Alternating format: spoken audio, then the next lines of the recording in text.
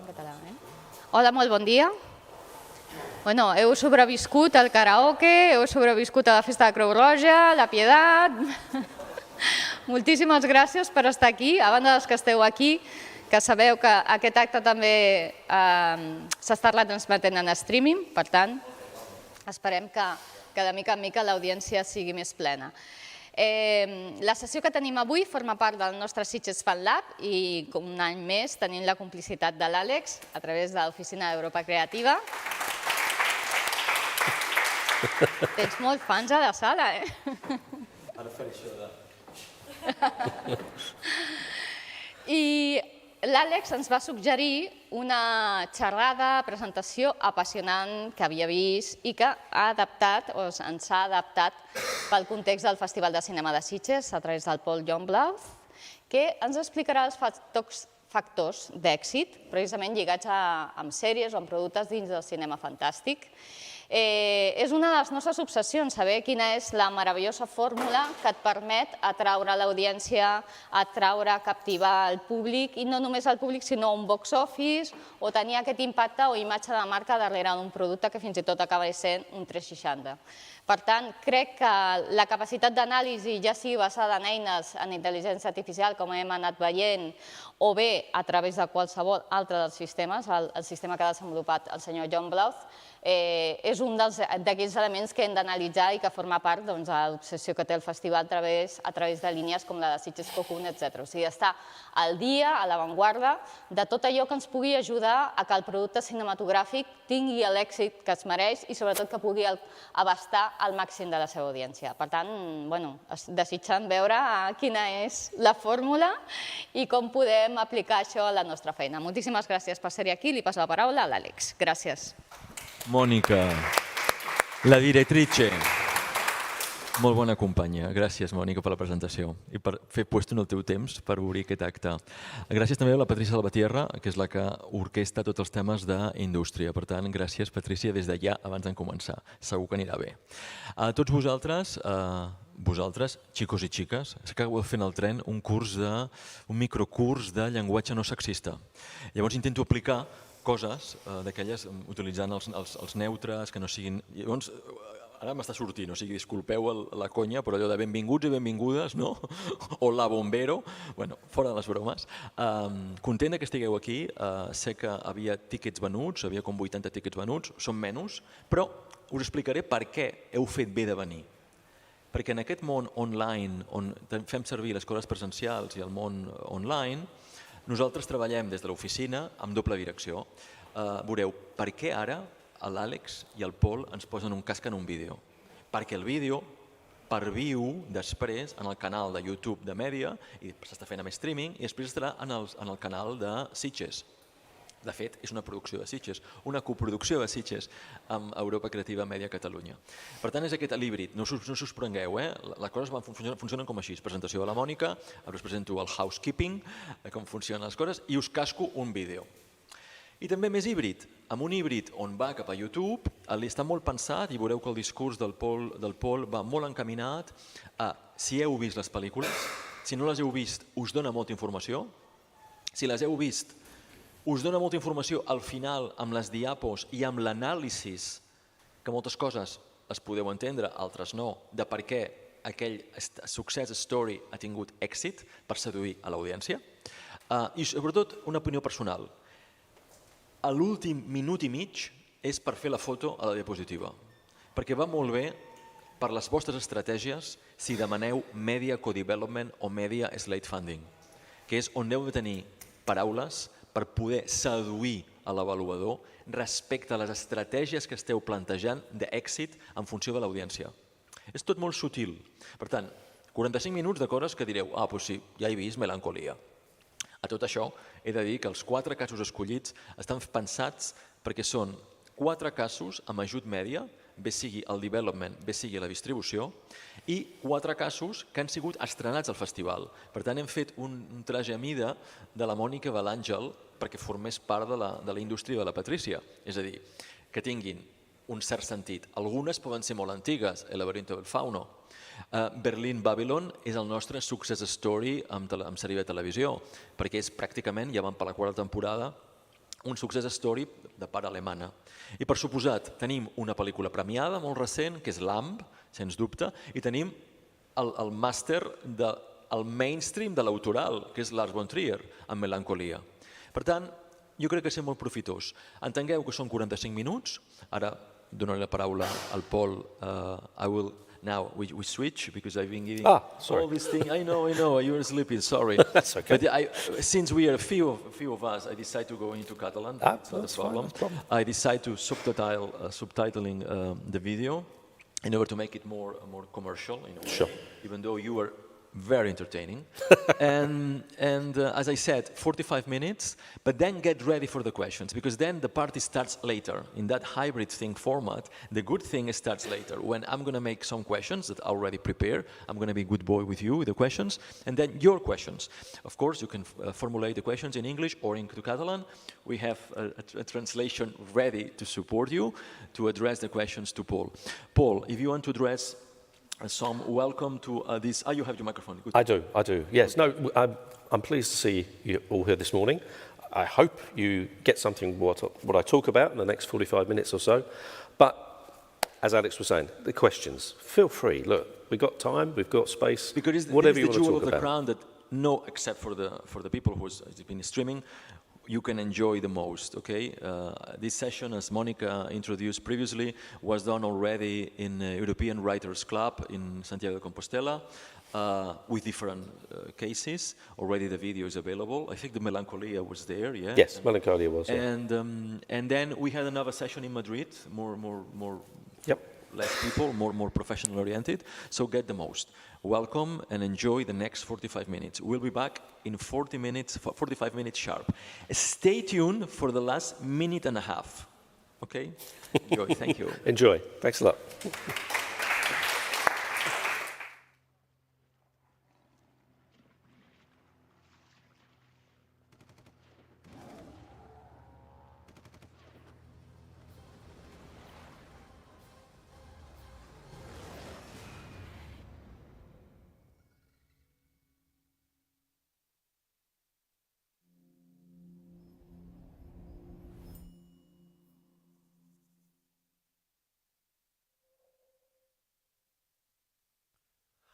Hi everyone, my name is Paul Youngblood. With multiple years experience in the audience research business, tracking, monitoring and analysing TV and film content from around the world, I recently co-founded a new UK-based content development team known as Excitable Media. We have stretched our creative wings and decided to use that knowledge to create new IP. Using our understanding of audience likes and dislikes and the complex landscape that is the global content marketplace of today.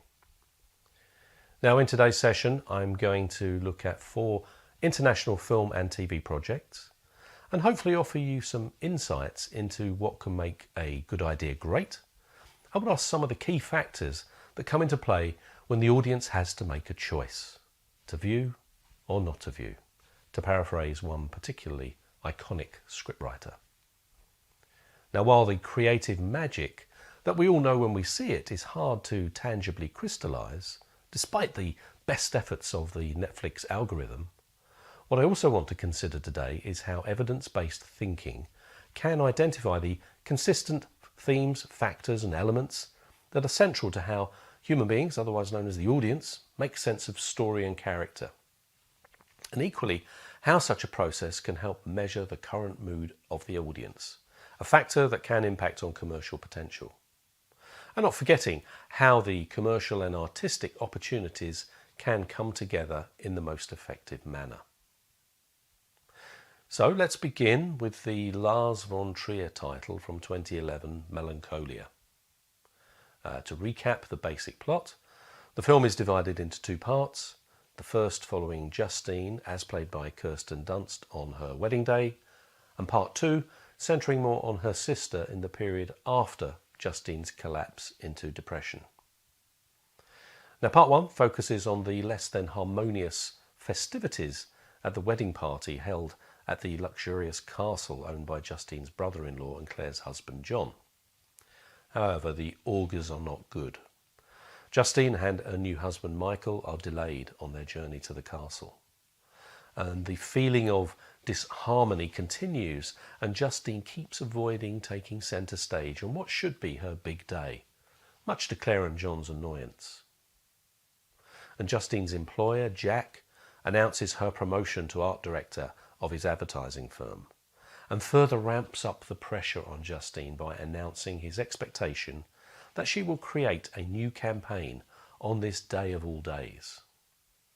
And we slowly realise that Justine is in the throes of an existential depression. Now, ultimately, Jack leaves in a fury when Justine explains her disgust with him, while Michael leaves having realised that their marriage has fallen at the first hurdle. Part 2 sees Justine return to stay with Claire and John as her depression begins to take its toll. And meanwhile, we learn that a rogue planet, Melancholia, has appeared from behind the sun, and that according to scientists' calculations, it will pass in close proximity to the Earth. Claire looks anxiously at Melancholia's path on the internet and learns of a predicted collision with Earth. And ultimately, the rogue planet collides with the Earth, engulfing Justine, Claire and her young son Leo, and the rest of humanity, in a sea of flames. Here's a short trailer that was used upon its original release.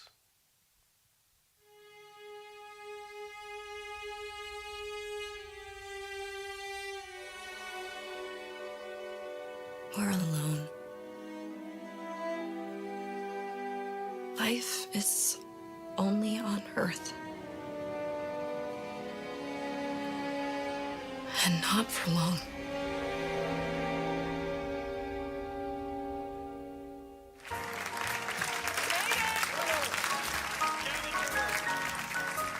Justine and Mike. Never seen you look so happy. Enjoy it while it lasts. I myself hate marriages. She ruined my wedding. I will not look at her. Is everybody in your family stark raving mad? I thought you really wanted this, but I do.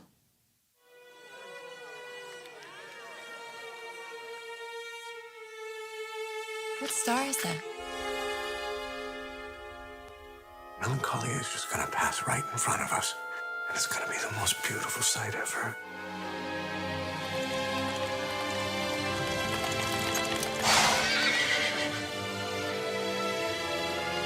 It's gonna be a lot different. What did you expect? I'm afraid of that stupid planet. Dad said there's nothing to do. Then he's forgotten about the magic.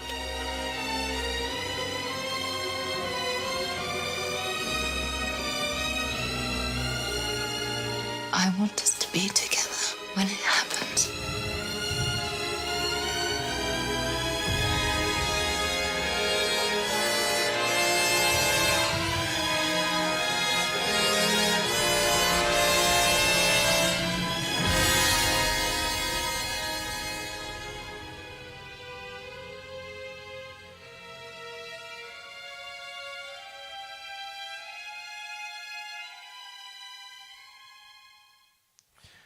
A little ambiguous, but certainly big on star names and the promise of a visual spectacle told through Von Trier's unique artistic prism.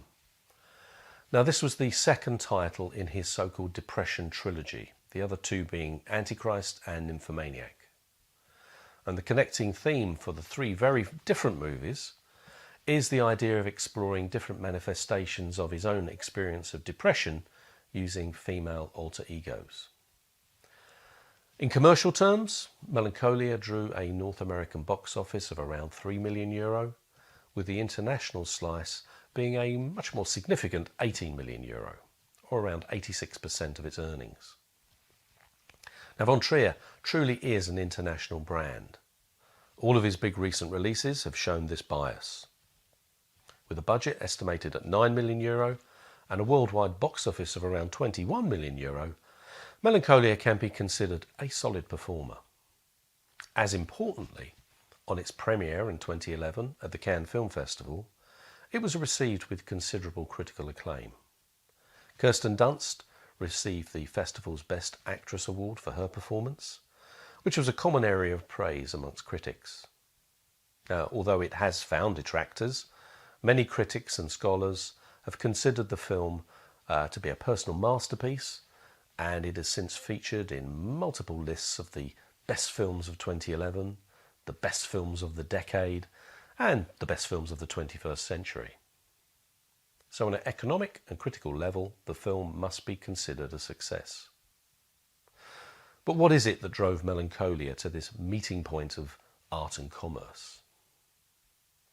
Well, clearly, von Trier himself is an important component, bringing with him something of a bad boy reputation, allied to a recognition that he's a director of unique qualities, loved by some, less so by others, but always provocative, inventive, iconoclastic and divisive. And then there is the visual richness of the film itself, from the homages to great works of art, such as Millet's Ophelia, which is echoed by the shot of Justine floating in a stream in a wedding dress, to the micro scenes that appear in the prelude, shot in super slow motion to extraordinary effect. But what else? Now, at this point, it is worth underlining a fundamental difference between the one-off experience that a movie is versus an ongoing TV series. Now, while a TV series has time to build its character base, allowing them to evolve and build their own various facets across multiple episodes, a movie has no such luxury. As a result, while TV series are closely dependent for their success on the character framework that the writers create, a movie is far more reliant on the intrigue aroused by the story space it occupies.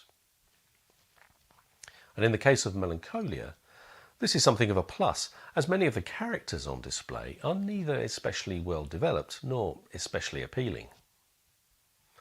Now, the two most important characters are the sisters Justine and Claire, and they offer two very different points of view based on their individual mental states of mind. And Justine's collapse into a personal depression is unexplained and perhaps unexplainable. But clearly her pain is very real, and her experience has fundamentally changed her outlook on life and its meaning.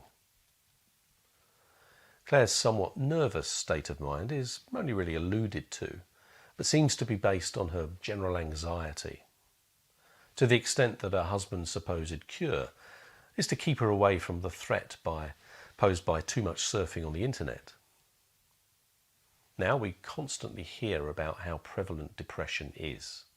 The mental health crisis is a common headline, and as such there is an underlying awareness about its prevalence and a potential curiosity surrounding its manifestation on a deeply personal level. However, the track record of how cinema deals with mental health has tended to either stigmatise or exploit such conditions, and performances have tended to suffer accordingly. Now, Melancholia offers a more complete and accurate depiction, rooted in von Trier's experiences in dealing with his own depression. Now, some might want to see how this mental state affects a character, or how close the experience is to something we ourselves have encountered. And certainly many sufferers have developed a personal connection to the film. It's also interesting to note that authenticity is a factor that audiences rate very highly. And by approaching the central theme so accurately, von Trier has, perhaps inadvertently, found a way of tapping into an important audience preference and sidestepped the usual cliches. So while it's not necessarily entertainment per se, it can deliver a significant conscious or subconscious resonance.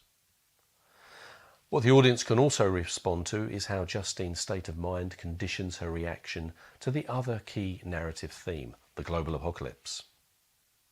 Now, offering a counter to the potentially polarising influence of the depression-based theme, there is an eye-catching intrigue created by the end-of-the-world scenario. I took a look at the number of films released in each decade in this particular subgenre since the 1950s, and 2010 to 2019 saw the largest number ever released, over 110 titles. We live in uncertain times, and clearly audiences enjoy the vicarious thrill of seeing what such scenarios might be like. Now, of course, the popular Hollywood approach would be to find a solution and save the world. Not so with von Trier. His interest is in seeing how individuals might react to the ultimate in bad news, depending on their state of mind. And Justine's calm and quiet acceptance is a clear counter to Claire's anxious despair and John's dramatic and almost cowardly suicide when he realises what is about to happen. Justine's melancholia enables her to accept what fate has in store with an existential courage that is seemingly beyond those around her. And this sublime twist conveys an almost heroic status on Justine in the final moments of the film. A unique and powerful conclusion, quite unlike anything we've seen on the big screen. So to sum up, the key factors are therefore authenticity, a truthful depiction of a state of mind, the visual opportunities, new techniques, profound referencing, and the use of music. Plus, finding an iconic character in an unexpected place, and not forgetting the dramatic and intriguing narrative space. Next up is the German miniseries Babylon Berlin. Now, set in Berlin during the turbulent 1920s, this miniseries depicts life in the bustling city, a melting pot of extremes, from the wild and debauched partying of the swinging nightclubs to the extreme poverty faced by a multitude of families driven by rampant hyperinflation and market turmoil. Simultaneously, power struggles and instability created in the post-World War I years are fueling political extremism and organised crime. Now, into this heady mix appears Gerion Rath, a police inspector recently reassigned from Cologne. He's now part of Berlin's vice squad, operating in the darker recesses of this pleasure-seeking city. He also has a secret mission to find some particularly explicit movies which his powerful father is desperate for him to locate and destroy. Gerion arrives carrying his own unique set of issues, suffering from post-traumatic stress and a morphine addiction as a result of his wartime experiences. Now, during his investigations, he meets Charlotte Ritter, a young woman who leads two very different lives in order to support her struggling family. By day, she works at the police headquarters as an archivist. However, come the evening, she supplements her income as an occasional prostitute at one of the city's more notorious nightclubs. And just to make things a little more interesting, Russian revolutionaries have hijacked a train and are heading towards Berlin with a secret cargo. A turmoil-laden start to this expansive period crime drama, I think you'll agree. Let's remind ourselves. Here's a promo that was used at the time of its launch.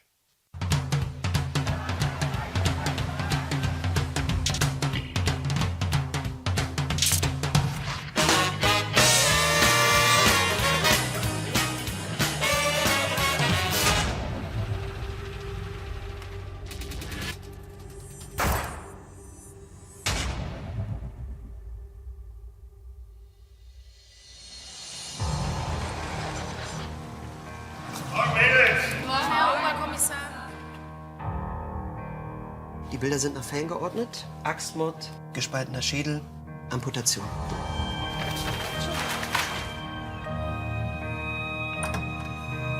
Wir werden erwartet. Und das muss alles mit. Kein Wort zu niemandem. Sie haben dieses Bild nie gesehen.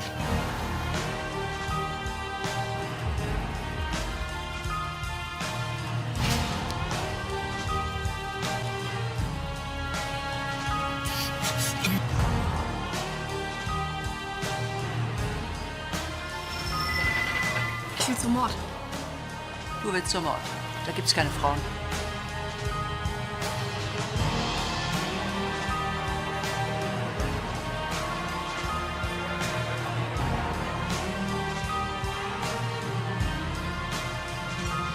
Guck mal, das Flittchen. Immer ein Zehner auftaschen. Wer ist das? Die da. Die kenn ich. Welche? Klingt schwer nach einer russischen Angelegenheit. Das sieht aber nicht nach einem Unfall aus.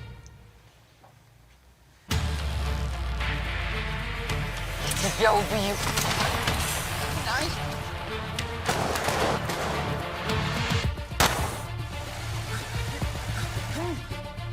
Was willst du, Bruno? Ich will nicht der Trottel sein, der die ganze Zeit im Dunkeln tagt. Wir haben die Pflicht, ein Bollwerk gegen die Anarchie aufzubauen. Беспрепятственно пересек границу и находится на пути в Берлин. Du und der schnieke Kölner. Für meinen Geschmack ist der Herr ein bisschen zu neugierig. Und was habe ich damit zu tun? Find heraus, was er hier sucht.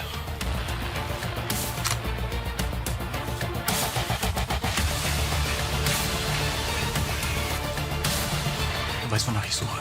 Du hast keine Ahnung, mit wem du es zu tun hast.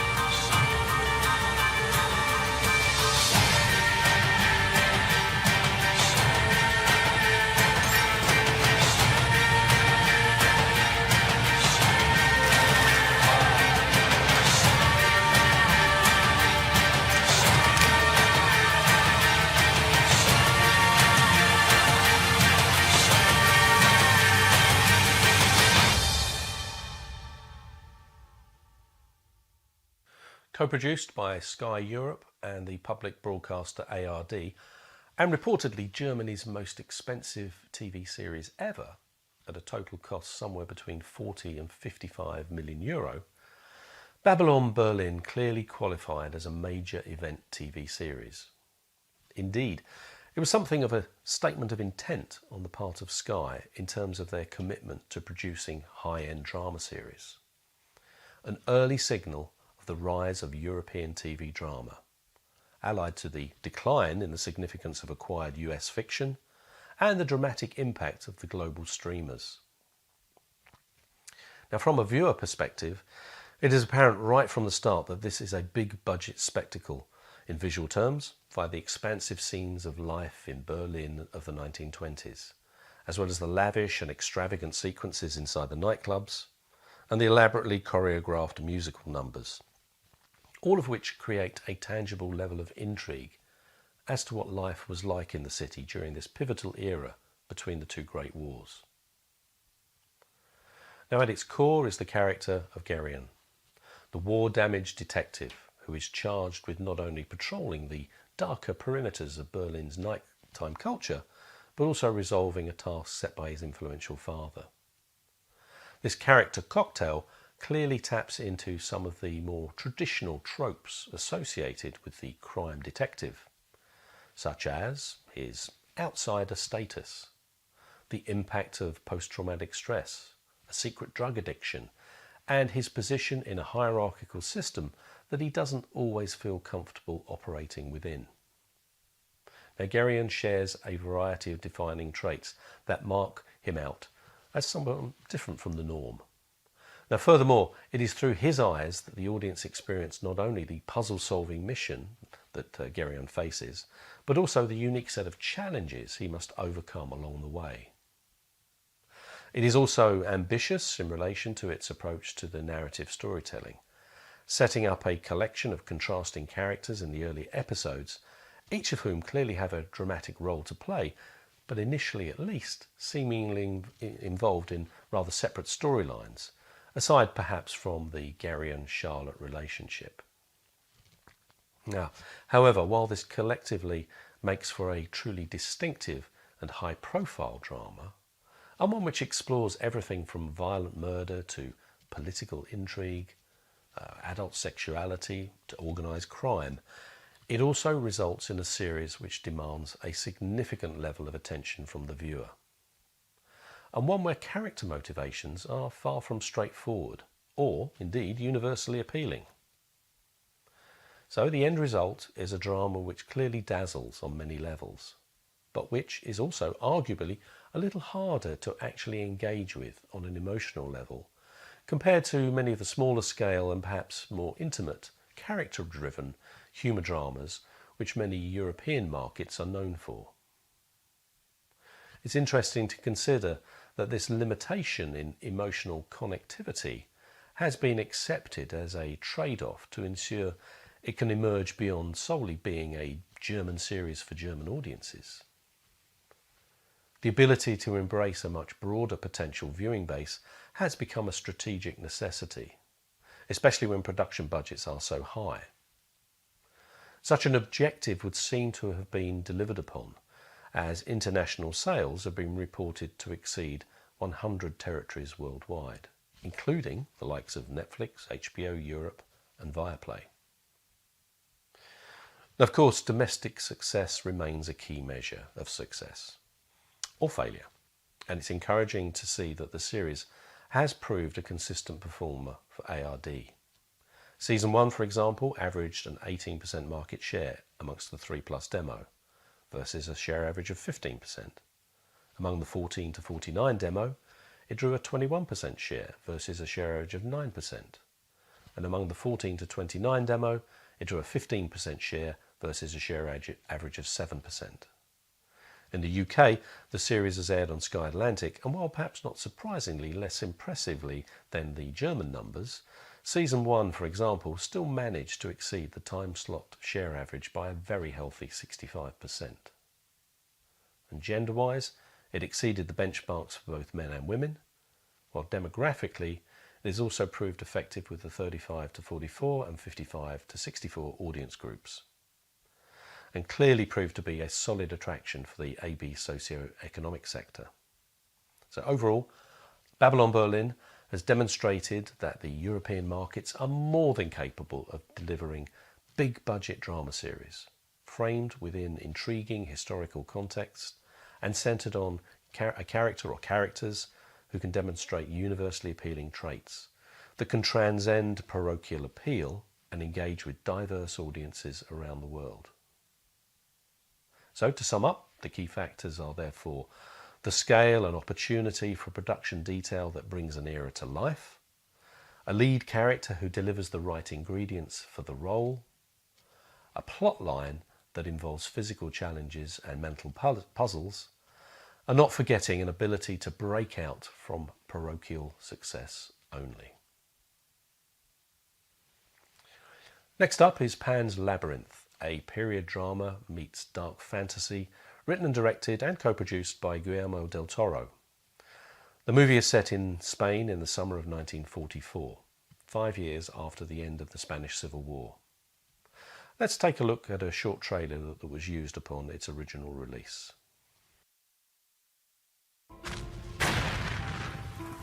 In a dark time, when hope was bleak, there lived a young girl whose only escape was in a legend that wanted her back.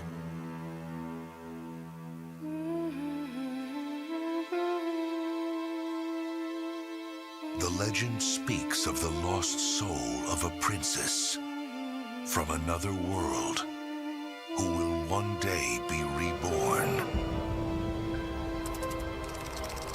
There will be signs that mark her return.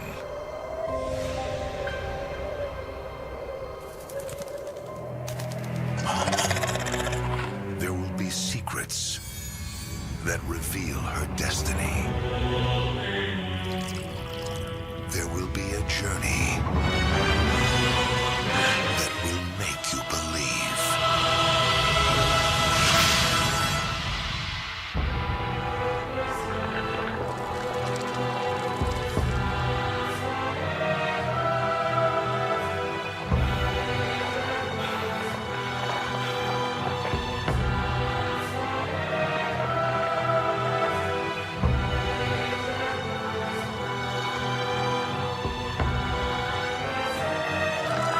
From Picture House and the imagination of Guillermo del Toro.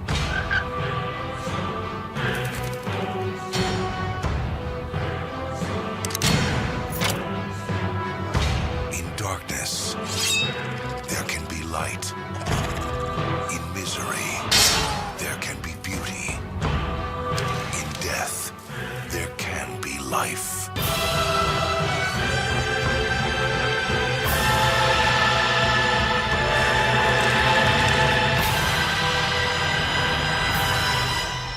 Pan's Labyrinth.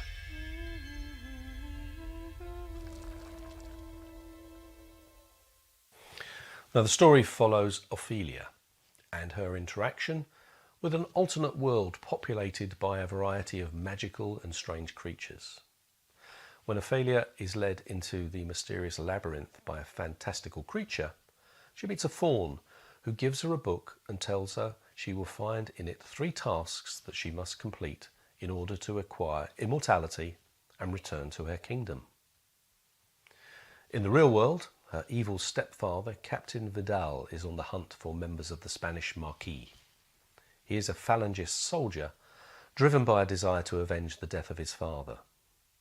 And the scene is set for a dramatic conclusion that sees Ophelia fulfill her mythical destiny and Vidal receive the retribution he so richly deserves.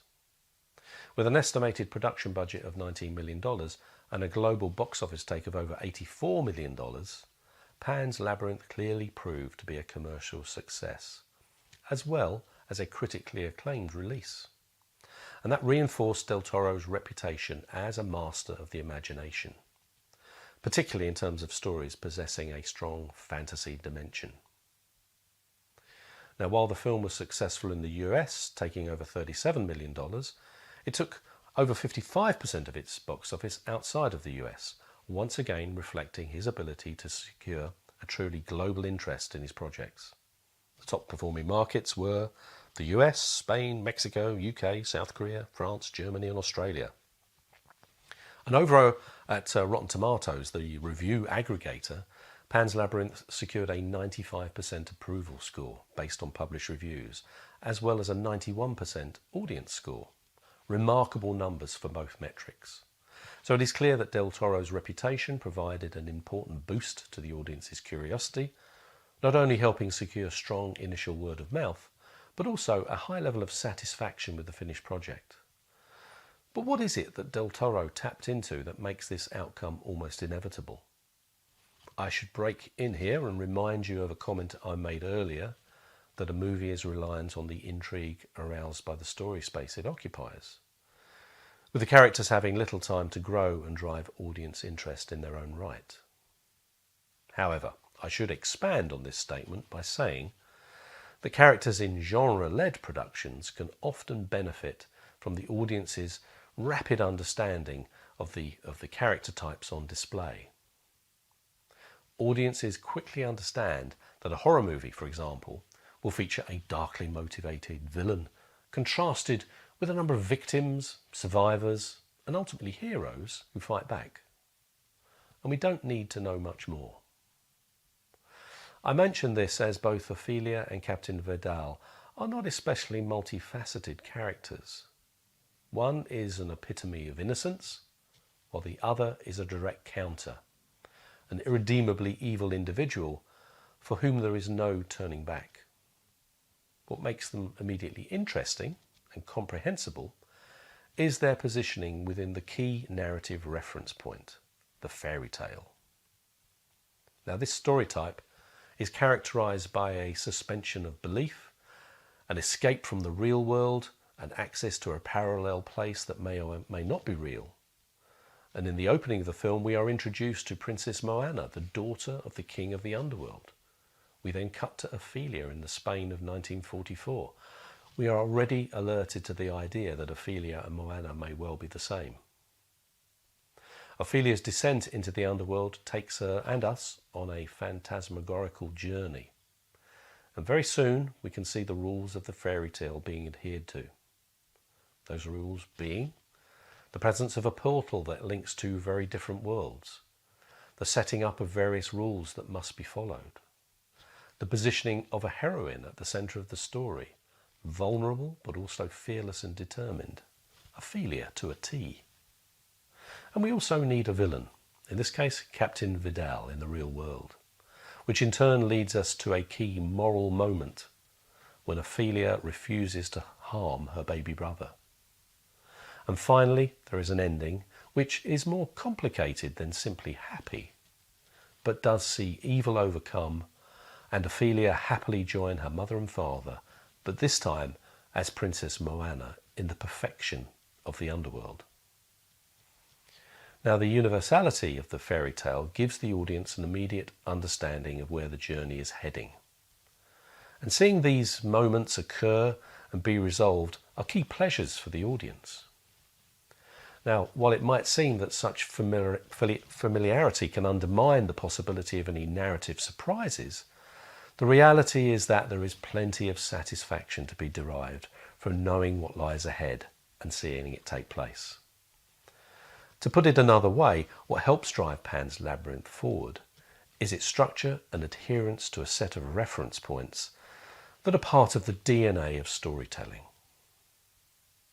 To sum up, the key factors include the value of Del Toro's name in helping pinpoint the genre, and the adherence to a rule book of story attributes that the audience consciously or subconsciously recognise, that in total help make the narrative flow like a favourite piece of music. Finally, I'd like to take a look at the Icelandic theatrical Lamb. Released in 2021, it has often been described as a folk horror film, perhaps not surprisingly, as the narrative centres on a couple who adopt a strange human-sheep hybrid as a child of their own. Here's the theatrical trailer to help set the scene.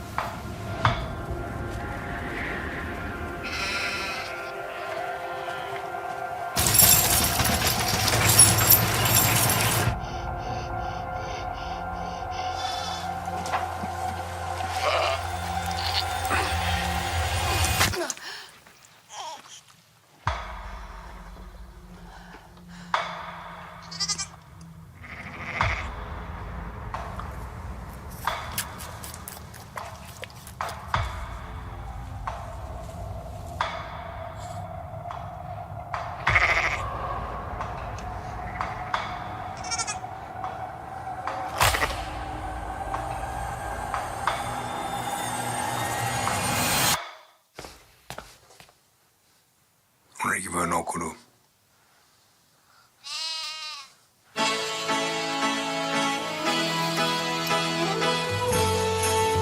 Hvað þetta? Hamingjan. I may not always love you, but long as there are stars above you, you never need to doubt it. I'll make you so sure about it.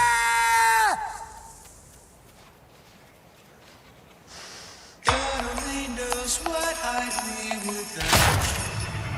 Þið ekki barn. Þetta dýr.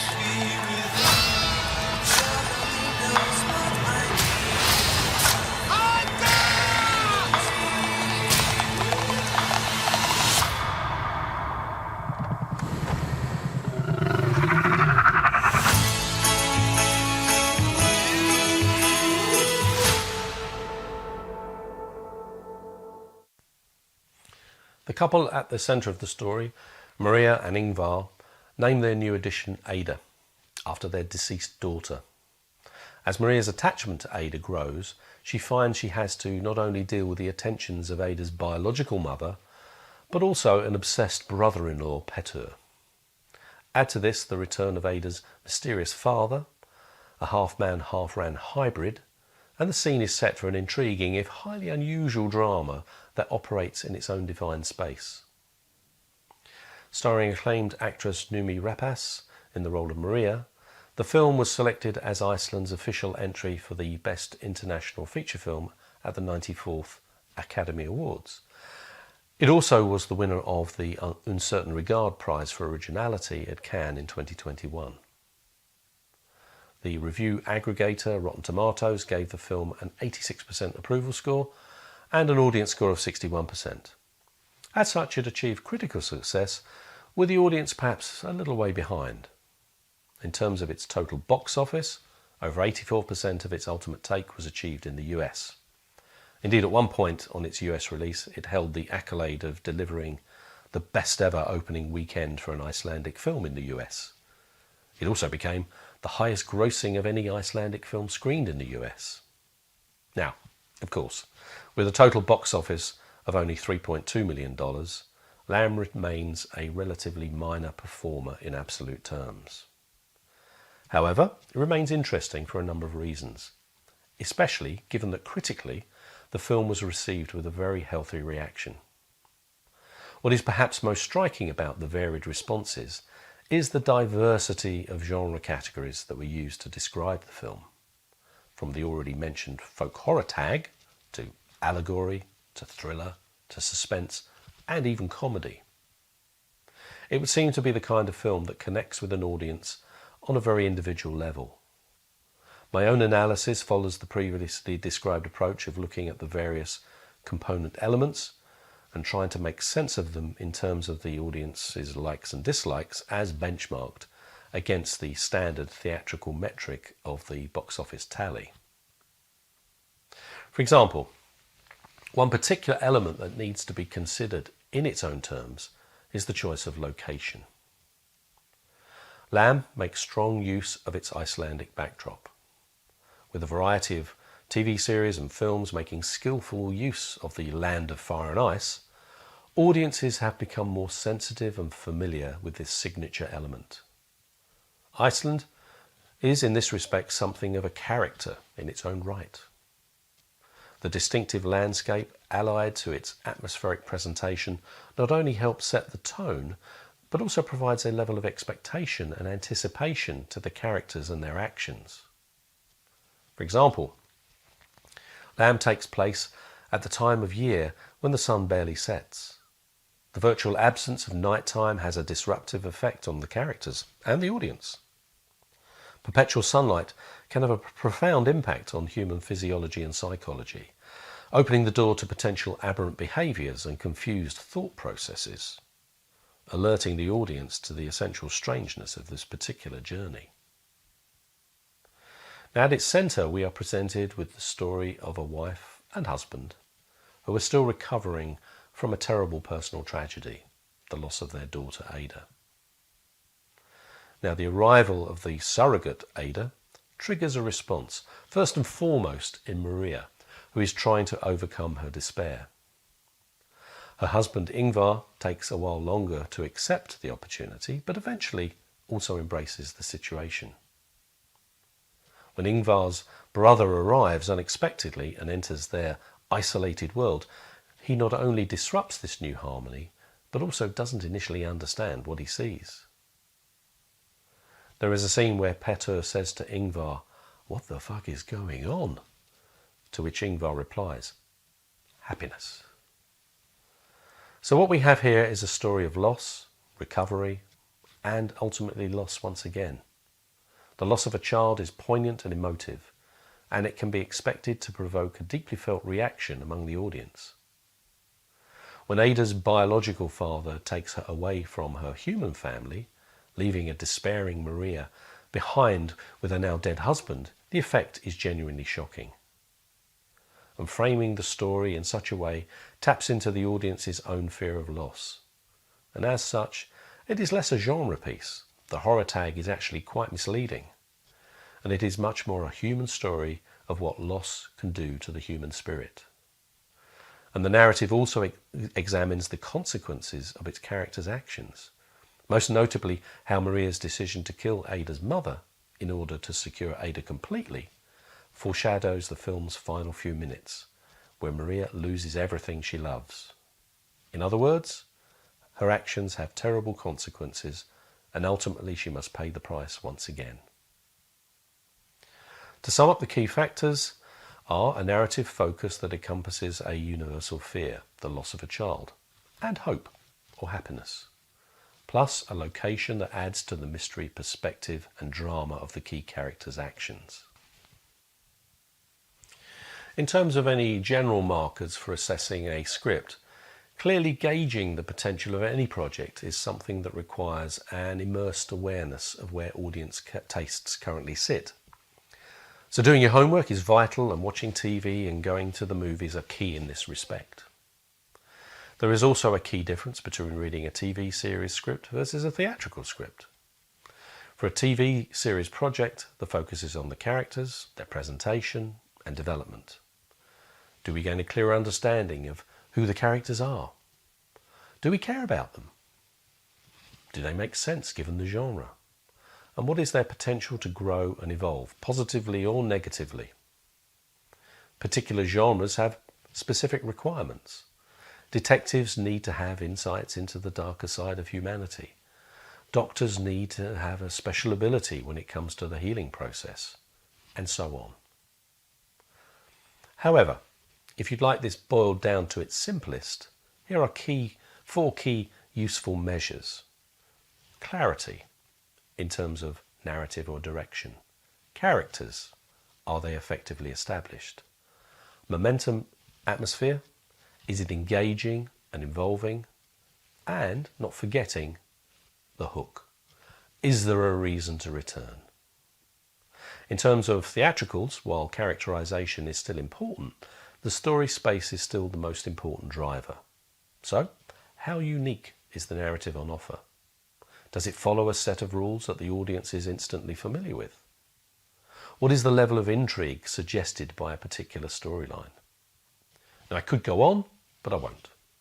But I will follow this presentation with a short Q&A session.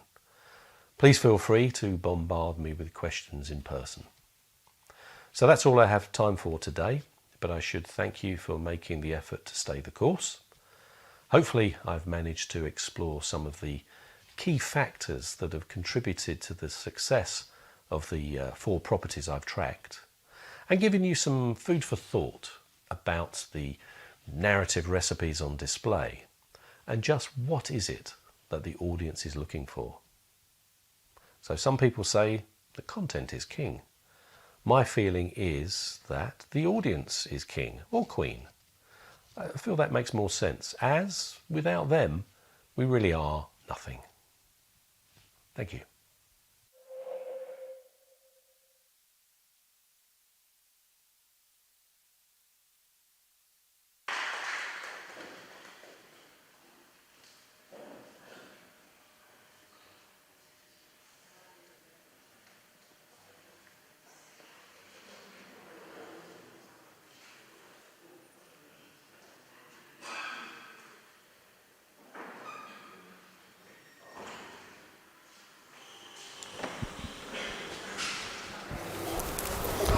Hola.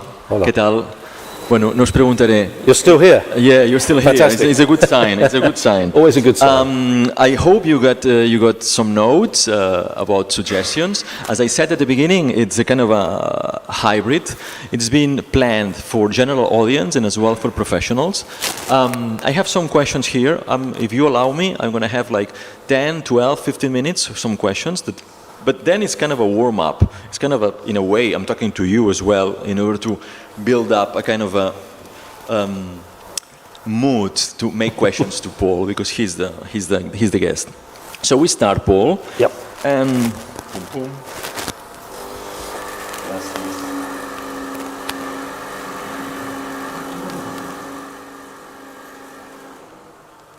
yeah, as we see, I think it's quite important because TV series versus film, just you have 2 hours at the most. Now it's the trend, it's more longer.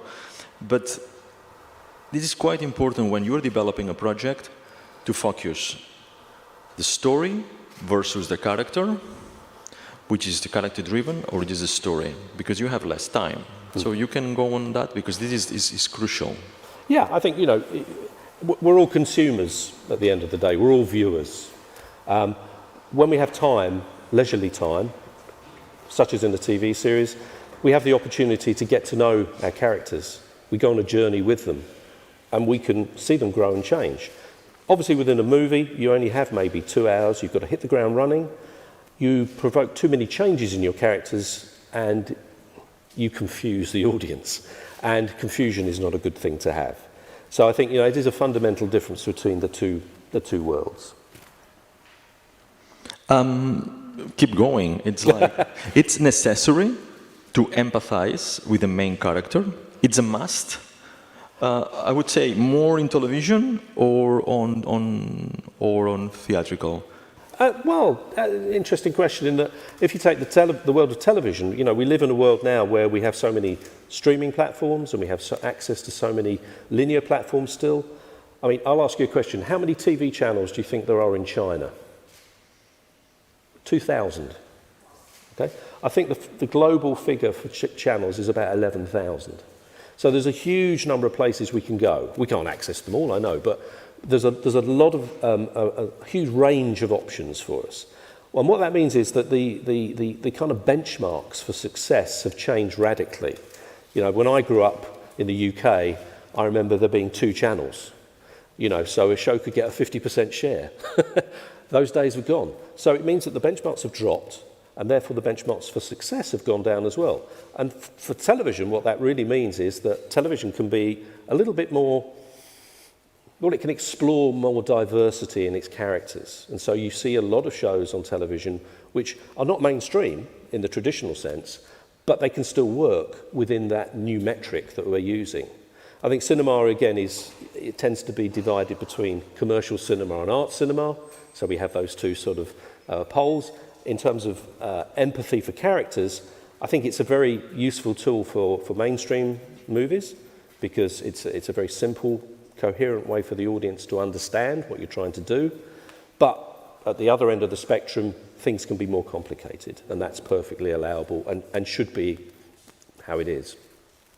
When you're planning a project, I know that it's confronting about freedom of create, but you think that a producer trying to find the keys of success has to be aware about the trends of the world, of the subject, that what interests the world. In other words, Barbara Broccoli always says the same. It's like, I'm planning a James Bond movie, but it's not about James Bond. It's about what the world is concerned, the problem, in order to tackle the subject of the movie. So you think like in Melancholia that we saw, depression at that time, other than Lars von Trier, always been a depressed man, it's a trend, and then the producer has to be aware about what's going on regarding trends. Now, let's say, war, a nuclear war, Ukraine, energetic crisis, and things like that? Well, I think there are some universals. If we're talking about the end of the world, I think that's a big universal story that's been with us on many occasions. I've lived through several episodes of The World Might End Tomorrow. Not much fun, but we've all been there. The danger, I think, with following the headlines too closely is time. Certainly with cinema. The time it takes to get a movie up on screen, you know, it could take 2-3 years. You know, you hear stories of movies that take 10 years to get to the screen. And by that time, the world will be a very different place. So it's very dangerous to assume that your story will still be prescient then. Television always had the advantage. It could be quick and fast and hit the ground running very quickly, and so it could take those chances. But I'll give you an example. Recently in the UK, we had a series called This Sceptred Isle, which was basically the story of Boris Johnson. I'm sure you know our former leader, and the mischief that he got up to during the COVID crisis. And Fremantle got on board with this story about, you know, what the true story of what Boris was doing at that time. And I think at the time everybody thought that was a terribly important, prescient story. Unfortunately, the world has changed radically since that happened, and it almost seems like history now. So that resonance that it had at the time has gone. And that's a shame, because it shows that even television can be too slow. So I think it's choose your headlines carefully. If it's something which is, like I said, nuclear Armageddon is something that is a big epic narrative which will probably never go away. Climate change is not going to go away. If you're thinking about very particular kinds of stories, be very cautious and careful, and make sure that you can look ahead and say, yeah, there'll still be something in that story in the future. Now I have a question regarding music. In the 4 study cases, in Melancholia, there is a heavy use of the classical music. Berlin Babylon, it's quite a repertoire of an era more like in a kind of a remix Moulin Rouge style. We have as well the potential of sensitivity, the sensible music of Javier Navarrete for the Pan's Labyrinth. But I am going further. A key of success when you're planning a project could be as well a kind of a garnishment that has to be allowed with the marketing regarding the music. Who's going to be doing the main title, or this kind of rock group is going to do the music like Art Supply or let's say Bono doing kind of a producer can plan ahead of time a selling point by pre-selling music as a garnishment of a project. It's not the real McCoy, but you know what I mean. Yeah, I think differentiating between television and film again, I think it's probably less important in television. Often music can be quite intrusive and you have to be very careful how you use it because it can upset people. You know, we had recently in the UK there was an issue with the soundtrack on a particular production wasn't done very well and audiences complained they couldn't hear it. So I think you have to be very, very careful how you use music within television. I think film gives you more opportunities. It can send a message to the audience. You know, when we go to the cinema, we often sit in these magnificent theatres full of the latest technology and speaker systems, and it is a joy to hear music played like that. It's like being at a rock concert. It's like being at a symphony orchestra, and that's wonderful. That's terrific. And then think about a moment such as, I was thinking about Apocalypse Now. I'm sure when I say Apocalypse Now, one of the first things you think of is the helicopters flying in with the Wagner boosting out of those speakers. It's a key moment. And, you know, it's used in a really powerful way. But it doesn't always work that way. And I don't assume that you can just drop a piece of music in and it will have that effect. It has to have a role. It's a character. It has to play a function, and it has to be there for a reason. The audience will then put those elements together in the jigsaw and they'll say, I get it, I understand. We saw it in Lamp. Can be the exteriors on location a good selling point for the potential audience? Let's say, not in Lamp, Iceland, obviously you mentioned in your video, but Lord of the Rings for New Zealand. I think, as I said, we talked about music having a sort of character dimension possibly. Probably more so with location. You know, a really powerfully used location can play a really big influence, not only on the characters and what they do and what happens to them, but it also, you know, I think Iceland is a great example of something that began a few years ago when Game of Thrones and a couple of the Alien movies were filmed up there, and they used that backdrop because we'd never seen it before. And, you know, audiences still enjoy novelty. They still like seeing things they've never seen before. So, yes, if you can find a space, if you can find an environment, but it kind of has to make sense and it has to work as a whole. Just having it there, just sitting there, is not going to do any favours. You have to play with it, you have to use it, you have to integrate it into the character types and into the narrative you're trying to tell. I would, following with Lamp, the targets, potential targets, which is two steps. The potential target when you're developing, the potential target when you are already with the print zero, and finally the real success when you arrive to reaching your audience. But I'm tackling Lamp. Lamp has a niche target, technically, but shouldn't be a niche, when you have a niche target underestimated, you can maybe think that a niche target plus a niche target plus a niche target in different places of the world makes your target. Yeah, I think, you know, and instead of going for the whole cake, you can stay on that. You probably, if you remember the line I think I say when I talk about it, became the highest grossing Icelandic movie in the US. Now, it only made $3 million or somewhere around there, so it's quite small.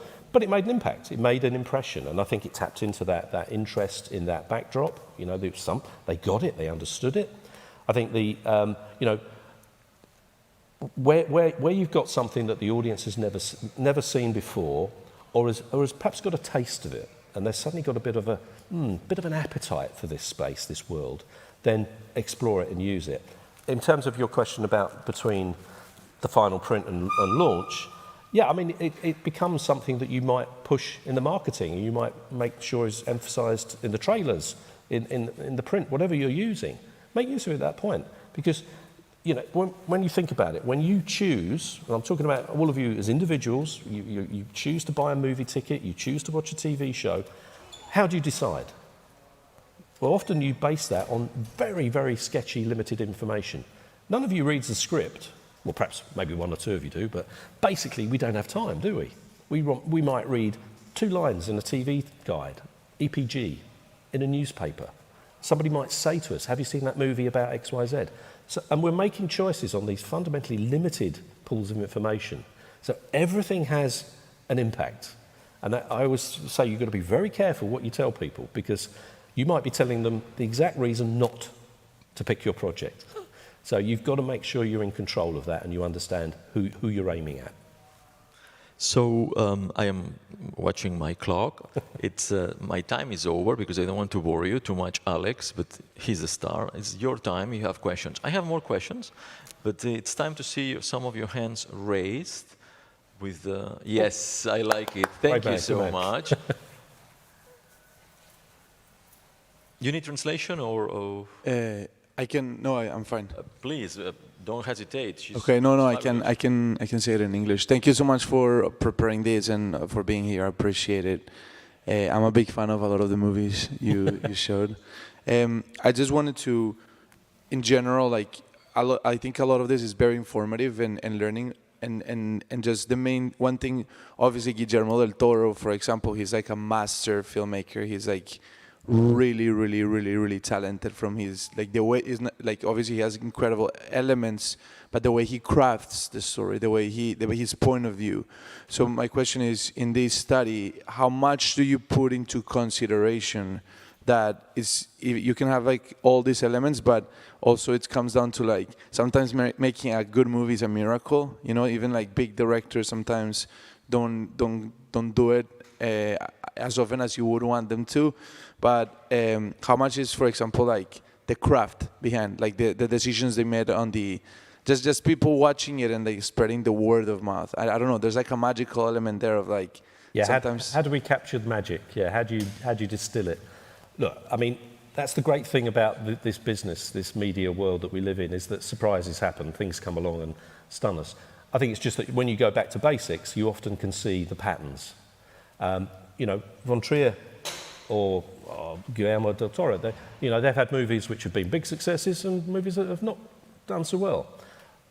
Within that world, it's great that they can express themselves. That's fantastic. But you've got to remember that a lot of the media business is run by people who are not great visionaries. You know, they might feel they are, but they're not regarded in that sense as leaders on that scale. It's a job. It's a thing they do. It's a thing they enjoy. And as a result, you know, what we're trying to do is we're trying to utilise their experience of what they know and understand about an audience. And I think, you know, I always say that audiences are, and this is us, we're very predictable in many, many ways.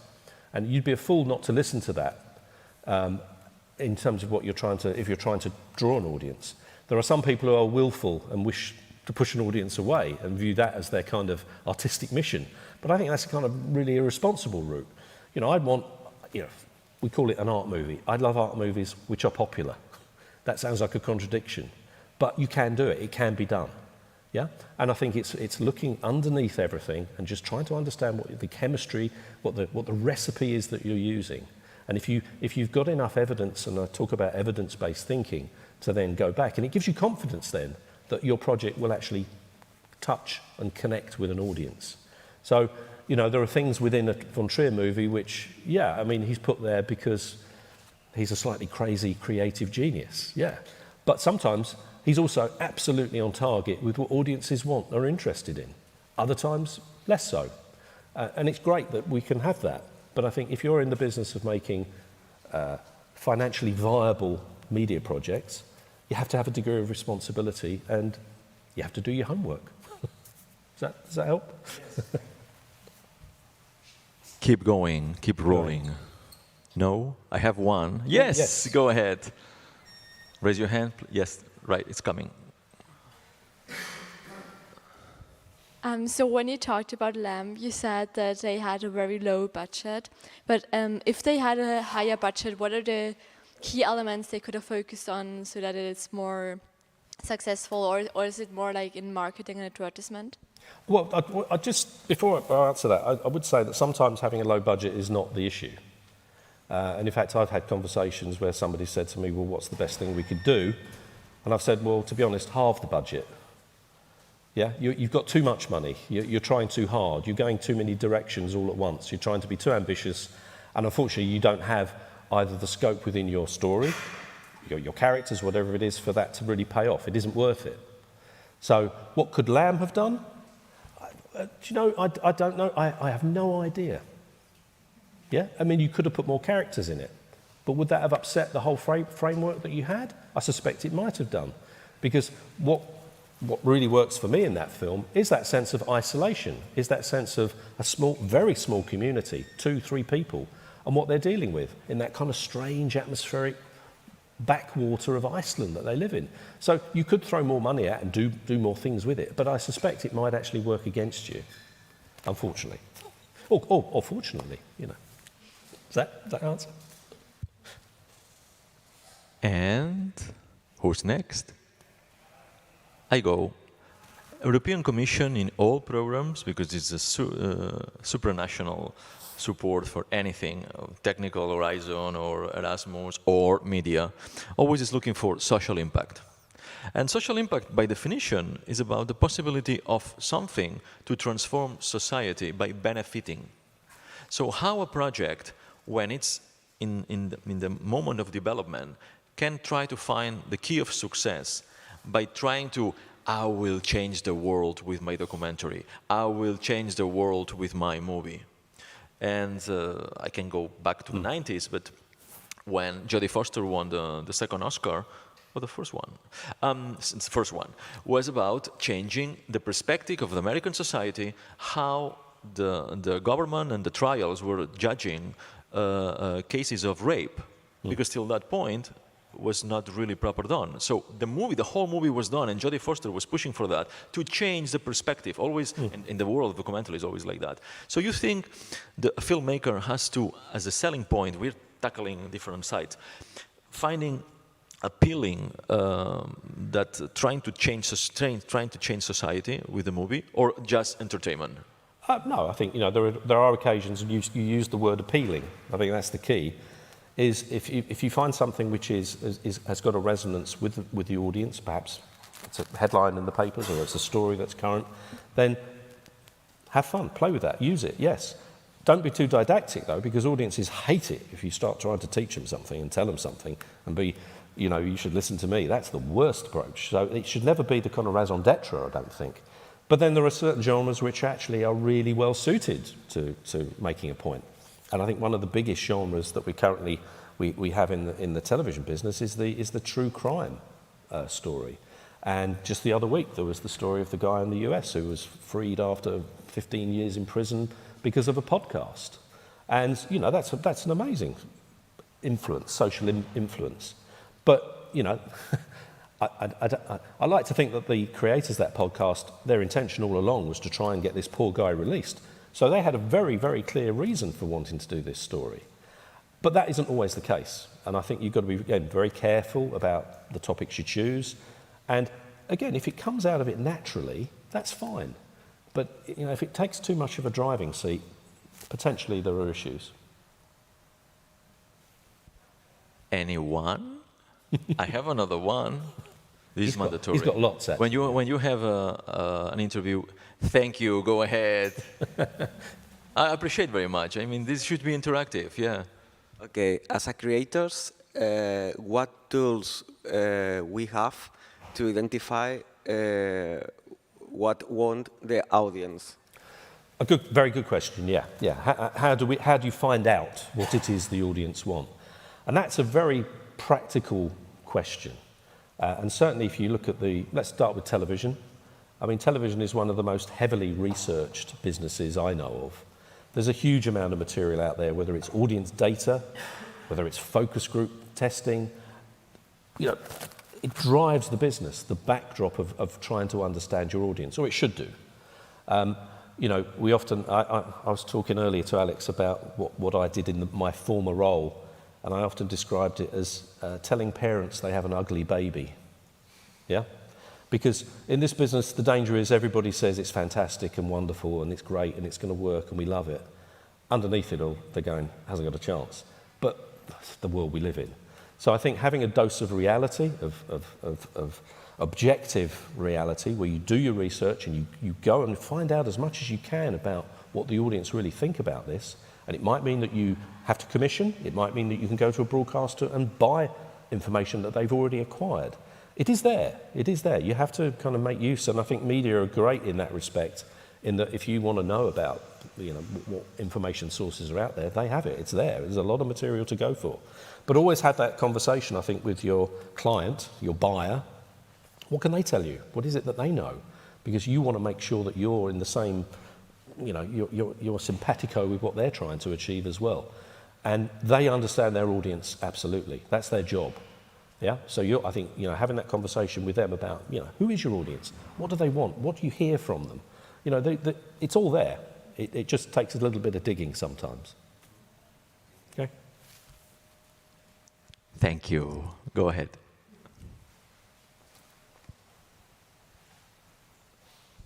Thanks again for being here. So you talked a bit about knowing your audience in terms of the making of the film. Can you talk about knowing your audience in terms of the marketing of the film once the movie is finished? Okay, yeah. I think, you know, it's a really important point because, you know, probably over 10 years ago, before then, word of mouth was a hugely impactful thing on the success or failure of a theatrical, should we call it. You needed to get the word out there. And, you know, we lived at that point perhaps in a world where the influencers didn't really exist. We had film critics, and film critics are a pretty niche part of the world, and most people don't read them. So having that initial word of mouth where your friend tells you, oh, you've got to see this film, it's great, or don't bother, it's terrible, you know, it was important, but you were probably had a very different pool of information to draw upon. Of course, we live in a world now where everybody has an opinion, and everybody publishes their opinion, rightly or wrongly, and you know, you live or die sometimes by what people are saying about your project. All you can do is make sure that I think you have complete, if you have it, and I think you should always strive for it, is that you have that creative control over how your project is presented at every level. It doesn't matter whether it's the poster that they use on the bus station, at the bus stop, on the back of the bus, or whether it's the trailer they put on the TV. Whatever it is you have complete control over what it is, but you also have researched and understand the things that really will draw an audience to your project, rather than push them away. So again, it's about control. You know, don't let other people start trying to push your project in a way that you feel goes against the spirit of what you're trying to do, assuming you're right. Okay? Anyone to close? I have a closing question for you. The difficult one. A difficult one. I'm going to be a really naughty boy. Okay. If audience is the king, and we have a king that has a huge agenda with lots of things to do in his her agenda, king, queen. I did a microcurse of no texted language. So if the audience is the queen, and the queen has a lot of things to do during the day in the agenda, it's mandatory as nowadays, not the 90s, not the year 2000, 2022, to create a hype, or without a hype, you cannot go on for success. In order to bring the attention of the queen, and the queen is the audience. Hype, I think that's a very loaded word. Some would call it effective marketing, some would the right word of mouth. You know, there's many ways you can express it. But yes, true, you've got to stand out in the marketplace, you've got to be identified. And you know, I'm sure you're many subscribers to Netflix and Amazon, and you know, I'm sure you've all had that problem where you're trying to find something. How do you find a show? You know, where do you go? It's really difficult sometimes. But what it says to me is that we're still avid consumers of story. You know, I use the word DNA of storytelling. Yes, I think storytelling genuinely is something buried very deep inside us. And that's why it resonates. And that's why those rhythms of storytelling and character types can be so powerful and can make they can draw us in and make such a difference, bring us a lot of happiness and joy and emotion. You know, it's a really powerful place to be. So I think, you know, it is a very crowded world out there. At the moment we live, you know, there's a phrase that the head of one of the US networks came up with, which is peak drama. There has never been so much drama on television as the times we live in. Now, you could say, well, that means it's a very complicated marketplace. Yeah, it is. It's really difficult. It's also what a fantastic opportunity it is for creators, because you've got a lot of interest in new projects and bringing new ideas in. And what a great place for us, you know, as viewers to consume stuff. And it means we can go in and sample and try and everything. And I think, you know, hype. I'm still. You don't like it. I don't like that word. I think if there is no any other questions there, and knowing that you don't like the word hype, I have another big right, we'll go with it. You want a big finale? Another one? Yeah? Yeah, another one. Come on. It's in a world of innovation, which is another word that the European Commission is killing me with that innovation. What is innovative nowadays? No idea. Do you think that a selling point, a key selling point or key of success could be on the side of a danger or could be on the side of a safe side to mixing genres and mixing languages? And I'm going to the 90s, my time, or the 80s, when I was coming as a teenager to this festival. Outland, Sean Connery is playing a character on a Western key in a science fiction movie. That thing was really innovative now when we analyze the movie. But nowadays, people are already mixing not just 2, 3, 4, 5 things. It's quite difficult for the stakeholders in the value chain of investors to analyze the potential of a project, because there is a bit of comedy, a little bit of noir, a little bit of western, a little bit of black comedy with a very deep humor, social criticism, whatever. So you think it's a good thing to experiment mixing like a cocktail, or playing safe, go for ABC cliché like George Clooney, Julia Roberts, rom-com? Well, sometimes when you go out for dinner, you want to really have a nice dinner, don't you? And you want to really try something you've never tried before. Other times you want beans on toast. So I think it is a mood thing. It is about what the audience wants at the time. But certainly I think everybody as a viewer, again, is, you know, when you watch a story on screen and a line is said by someone and you go, oh, I know, that's a reference to so-and-so, or that's a play on words, or it's something. And we get a lot, it's like doing a puzzle. We get a lot of satisfaction out of it for that brief moment. And it might be that we know something that the person sitting next to us didn't get that. And we feel good about the fact that we got it and they didn't. So there's all sorts of politics, if you like, in terms of the pleasure we're getting from these projects. So I think, yeah, you mixing up, carrying lots of references, it's still a very valuable thing to try and do. But again, it's not like you have to do it every time. You know, sometimes it just is unnecessary. And just to go back to you mentioned language. I mean, I think it's really interesting that I'm sure there's a few Squid Game followers out there. Squid Game? Yeah. I'm sure it's really hype. Yeah, now. But I mean, if you remember about how that kind of got to the market, I remember in the UK, I think a friend of mine in South Korea said, you've got to watch this show. So I watched it and wow, amazing thing. But that was happening all over the place. And suddenly, that one project has changed the landscape in many ways. And suddenly, subtitled, dubbed, doesn't matter. It's being accepted. People are experimenting. People are trying things out. Doesn't mean everything's going to work, but it just means the audience is much more open and attuned to those options and those ideas in a way we've never done it before. And that's fantastic. I think that's brilliant. And it means that we, you know, that hackneyed phrase of the global village. Yeah, we are. We really are. We're more than we've ever been. And that's fantastic in terms of experiencing different cultures, different character types, different ways of telling stories. You know, obviously there are many stories which are, you know, somebody once told me that they heard a story in Mongolia and they listening to it and they suddenly realized it was Cinderella. You know, we have that universality in storytelling, but we also have different ways of approaching narrative. And I think the audience are now picking those up, learning them.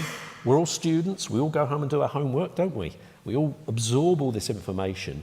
And as a result, we're just getting harder to satisfy as viewers. So it means the creators have to try harder. So sometimes, yeah, it really works to push and mix. It doesn't always work, though. Sometimes you put two things together and they really don't go well. But hey. Okay, time to wrap up. I have to say that thank you very much for your generosity. This is the best part after the video. Tots vosaltres, please big hand for Paul. Because, Thank you, thank you. We are thank you to you. Ha sigut la sessió amb stream pels organitzadors.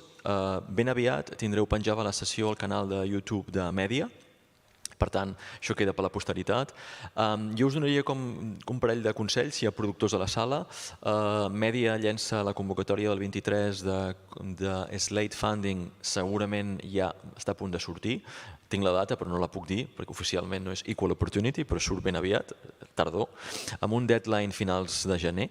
No puc dir la data, perquè si no me van a renyir. Equal Opportunity. I si aneu per co-development, sortirà al desembre amb un deadline per Sant Jordi. Ja, más claro el agua. A més, mireu la guia de formació de Mèdia, on vosaltres, els professionals que esteu a la sala, us podeu formar amb iniciatives tutti colori, que van des de com clearing the rights d'archive material, fins a script writing, fins a màrqueting i distribució, animació, 3D, hi ha possibilitats per formar-vos, inclús per demanar beques. Aquest ha sigut el pop-up publicitari del programa Mèdia. I ara sí, empaquetem. Gràcies al festival, gràcies a la Patrícia, in charge of industry, per això estem aquí, a l'equip tècnic AV i al servei de traducció, gràcies. Hem fet el que hem pogut, Ja saps que no és la meva llengua mare, però jo palanter. I ens retrobem ben aviat. No us perdeu res del festival. Gràcies a tots pel vostre temps. Gràcies. Thanks, Alex.